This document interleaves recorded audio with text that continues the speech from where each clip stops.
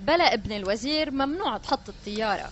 يخيل إلى من يسمع هذا الكلام أنه ورد ضمن لعبة طفولية أو خلال فيلم التجربة الدنماركية لعادل إمام، لكن ويا للأسف كلام مشابه لهذا أعاد طائرة الميدل إيست إلى لبنان.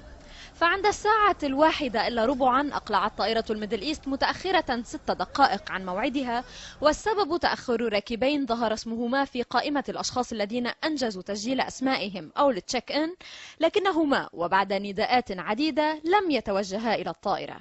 وبعد 20 دقيقة من الإقلاع تم إعلام قبطان الطائرة أنه لو يسمح لها بالنزول في مطار بغداد ليتبين أن أحد الراكبين هو ابن وزير النقل العراقي هادي العامري.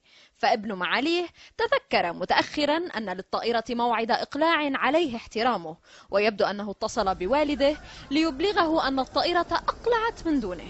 الميدل إيست وبهدف حل الموضوع عرضت أن تعود إلى مطار بيروت لتقل الابن الضائع، لكن سرعان ما اكتشفت أنه غادر المطار من دون أن يترك رقمه أو أي وسيلة للاتصال به.